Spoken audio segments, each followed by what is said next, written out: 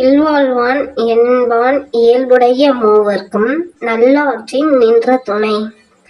இல்லறத்தில் வாழ்பவன் என்பவன் அறத்தின் இயல்புடைய பெற்றோர் மனைவி மக்கள் ஆகிய மூவருக்கும் நல்ல வழியில் நிலை பெற்ற துணையாக இருப்பான். அப்ப இல்வாழ்க்கையில் இருப்பவன் என்ன பண்ணுவான்? பெற்றோர் மனைவி மக்கள் மூவருக்கும் நல்ல துணையாக இருப்பான். இல்வாழ்க்கையில் இருப்பவன் யாருக்கு துணையாக இருப்பான் அப்படின்னு சொல்லி கேள்வி கேட்பாங்க. அது இல்லாம இந்த பெற்றோர் மனைவி மக்கள் அதை மாத்தி வரிசையில கொடுத்துருப்பாங்க. மனைவி மக்கள் பெற்றோர்னு கொடுப்பாங்க, இல்ல மக்கள் மனைவி பெற்றோர்னு கொடுப்பாங்க. அப்ப நம்ம வரிசையை சரியா தெரிஞ்சுக்கணும். பெற்றோர் மனைவி மக்கள். இல்வாழ்க்கையில் இருப்பவன் பெற்றோர் மனைவி மக்களுக்கு நல்ல துணையாக இருப்பான். துறந்தார்க்கும் துவாதவர்க்கும் இறந்தார்க்கும் இல்வாழ்வான் என்பான் துணை. துறவிகளுக்கும் வறியவர்களுக்கும் தன்னிடம் இறந்தவர்களுக்கும் யாசிப்பவர்களுக்கும் இல்லறம் நடத்துபவன் துணையாக இருக்க வேண்டும். ஓகேவாப்பா?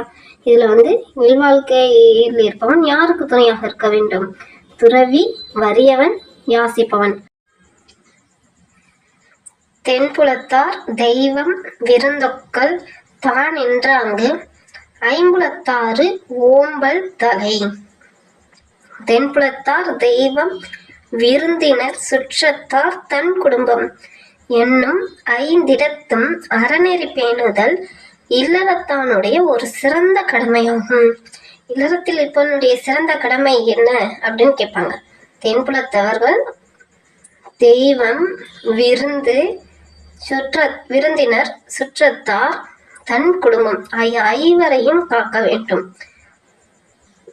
முதல்ல அவர் யாருக்கு துணை நிற்க வேண்டும்? பெற்றோர், மனைவி, அப்புறம் மக்கள்.